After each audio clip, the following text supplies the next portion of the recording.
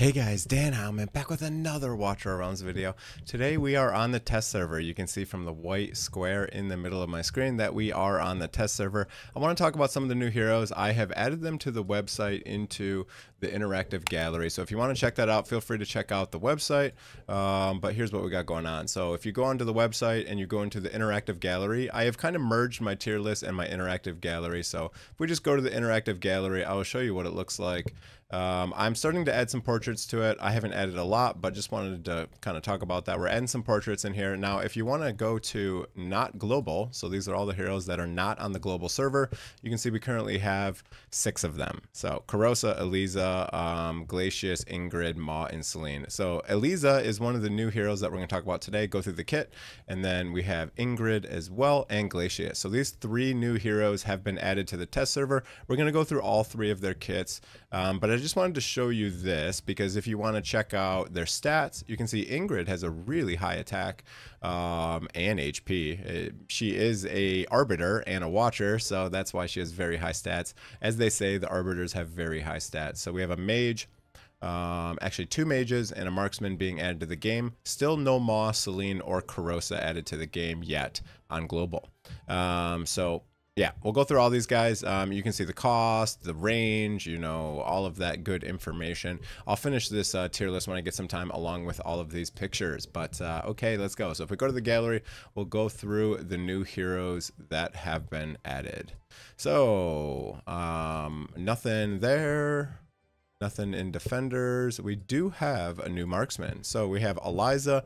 She is a leather wearing lizard, so pretty cool. Now, very first thing is she is a piercer lord, so she's going to be very strong, especially on new accounts. She is only an epic, so you know, she may not be crazy strong for everyone, but if you are a newer player and you're trying to get GR3 down, she's going to be very useful. So she has a very low cost, only a cost of 11. She does have a lower redeployment time than standard heroes, and she has a talent that takes that down even more. So I believe she should have, does it show? Yeah, 40. Okay, so that's an interesting one just to start alone. A 40 redeployment time, which is very uncommon. They have added the range here for each skill, and I really like that. So when deployed, gains invisibility and increases damage by 70. You can see it's only her.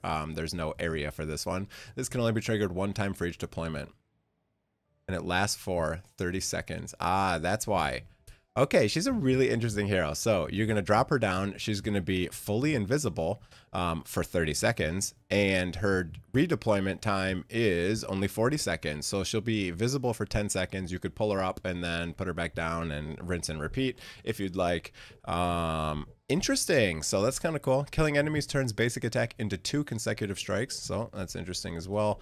So we got going on here. Increases faction team members' basic attributes by 10%. Faction team members' attack ranges are also increased. So that's why I was saying she's going to be very good for GR3 for new accounts. If you don't have Lunaria, you can get a copy of her. I don't know if she's going to be a fusion or how we're going to get her yet. We don't really have any info on that.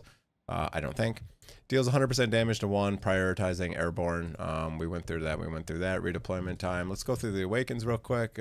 Killing enemies now turns basic attacks into 3 consecutive. Wow, that's pretty interesting. Increases damage to airborne units by 10% upon each deployment, stacking up to 3 times. Very interesting as well. Attack speed, and finally, killing enemies during the ultimate extends the ultimate duration by 10 seconds, can be triggered up to 2 times. So she can be invisible for even a longer period of time. So very cool there. Okay, let's go down to the mage section where we get 2 brand new mages. So Ingrid, I know a lot of people are going to be saving for her. She has this very weird range, kind of like Dahlia, so I think that makes her a very good candidate for GVG right out of the gate. You know, she has that long, narrow range. You should probably be able to use her for GR1 as well.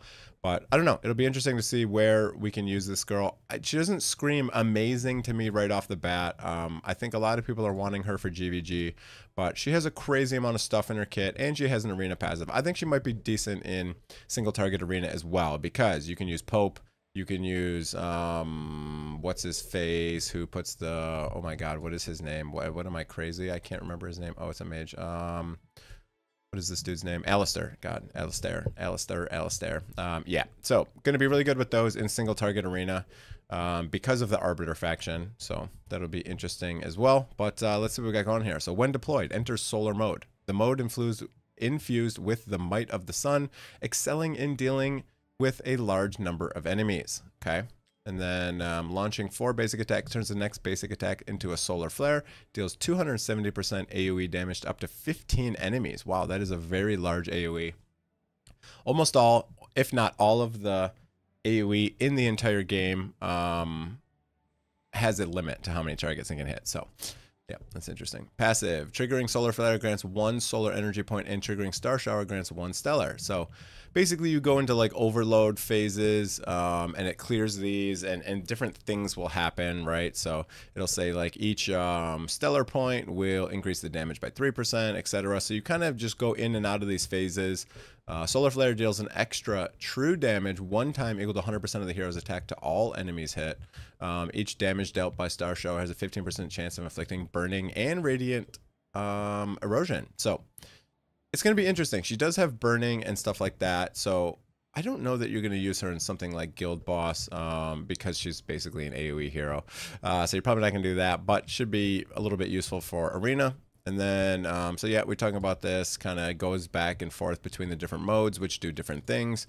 And depending on the mode, you're either going to deal 100% AoE damage 1 time or deal 50% damage 2 times to 1 enemy. So kind of go back and forth between AoE and single target. She does have a high cost of 25 and her stats are quite high. So if we go to the interactive gallery, if we just look at mages in general, let's clear that. And then let's just look at all mages that are legendary. And if we go by attack, look at that. She is the new highest attack in the entire game. Used to be Praetus and Alistar and Kriya, which is kind of funny. But now Ingrid has the highest attack, really the highest stats of any mage. You can see she has a very high attack, very high HP, and a really high defense as well. So some of the highest stats in general in the entire game. Of course, has the highest range besides Dahlia. Okay, Dahlia gets 1 more tile of range than Ingrid. Interesting. Okay, and she is a lord for the Watcher faction and an Arbiter, of course, dealing magic. I haven't done ratings here, so I just kind of put in a couple ratings that I knew would be fairly accurate in here just to have something there.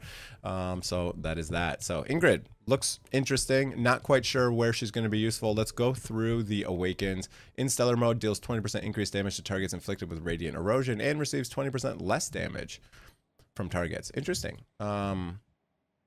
It might be good for the second guild boss, honestly, because she has the true damage and receives less damage, and has this right here that based on defense, etc. So I don't know, might be usable there. Increases a faction team member's attack by 5%, pretty cool. And during Solar Overlord and Stellar Overlord, reduces the number of basic attacks required by the talent to trigger these Solar Flare and Star Shower. Okay, so interesting. Penetration. And finally, Solar Flare ignores 25% of magic resist. Okay, that's going to be useful, but not many are going to be getting her A5, I am sure. All right, finally, we have Glacius, the Northerner. So we have 1 more mage. If we go to, the max range is what? So that is the max range. So kind of a low amount of range. Oh yeah, I forgot they added it here. Oh, you can see the ultimate does have the increased level. I'm really happy they added this range here. That's quite useful. So, yeah, inflicts freeze. Just I didn't scroll up. Okay, I was gonna say what? Basic attack inflicts slow upon hit with a 20% chance to additionally inflict freeze. Deals 20% damage, increased damage to targets inflicted with slow, and 20% increased damage to targets inflicted with freeze. So. Might be good for GR1. You could use Amari to help freeze as well, but let's go through the kit here. The ultimate, when activated, increases attack range and turns basic attack into 3 consecutive strikes, with each strike dealing 90% damage to random enemies in range. I think this, when it says random, I think that's only 1 single enemy, unfortunately. For every 1% max HP of shield, strength owned increases damage by 1%. So Northerner, so there's bonuses from shields. Kind of cool.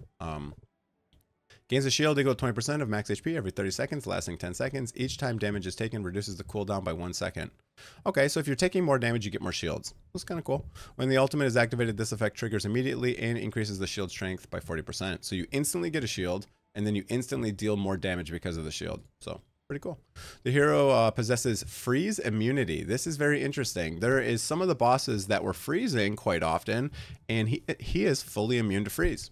Very interesting. Deals 60% extra damage to enemies inflicted with freeze. If the target is immune to freeze, triggered by talent, the hero inflicts Eye of Winter on them. Glacius regards this target as inflicted with freeze. So if they're immune to freeze, he still puts this on them. And then basically still gets all his damage bonuses. That's nice for bosses. Very interesting. Very interesting. We don't really have anything like this guy in the game currently. And then just has a single target magic damage. It seems like he's made to hit bosses that are immune to freeze. That's what it seems like to me. So very interesting. Has some shields, some, I don't know, maybe another Guild Boss 2 possible candidate just because has some shields, has some single target damage, and some damage based on shielding, and yeah, I don't know, probably not going to be amazing, but just could potentially use if you don't have anything else. When there are only one target's in range, increases the damage by 15%, so another single target damage ability with the Awaken 1, with an extra 15% damage dealt to targets inflicted with freeze. Again, you can inflict freezes on boss, at least the debuff that says you get more damage, so that's cool. Attack. Increases the shield strength gained by 20% when shielded. Increases damage dealt by 15%. There's a nice, again, damage bonus there. So pretty cool. Crit rate, and upon receiving fatal damage for the first time, triggers Ice Barrier for 10 seconds, during which the hero cannot act or take damage. When it expires, the hero restores 30% HP and 100% range and gains 50% shield. That's very cool. So this mage is very interesting because it seems like they are kind of made to take damage. Interesting. You know, it might be kind of cool for something like GVG, where you have, you know, one of these heroes that is potentially getting hit by some splash damage from other heroes and stuff like that. So it's interesting. I don't know exactly where they're gonna shine off the top of my head, but excited to see some new heroes into the game and see where they go and see how they change the meta. So that's gonna be it for the video. Wanted to just talk about the website updates, the new heroes added to the test server. I will try to get some spotlights in, but I am going on vacation yet again this week, so I don't know how many videos I'm gonna be able to get out. I might only be able to record like one extra video today, or maybe even 0. But this will be the video for today. Hope you guys enjoyed it. If you did, hit that like and that subscribe button. Have a great day, everyone. That is it. If you want to check out the website, links below. If you want to purchase any packs in the game, I have a link for that. That will give you a nice little discount while I'm in the test server. I guess if you haven't seen any of this, we're gonna have some changes to how everything looks. You can see here's the war room. Has Tide, guild bosses, Void Rift. We have the new epilogue that has gone live on even the global servers, so some stuff like that. But that is it for the video. Again, see you guys. Hope you guys enjoyed it. Have a great day, everyone. Press that like button, press that subscribe button. Thanks for the support, and have a great day. See you guys.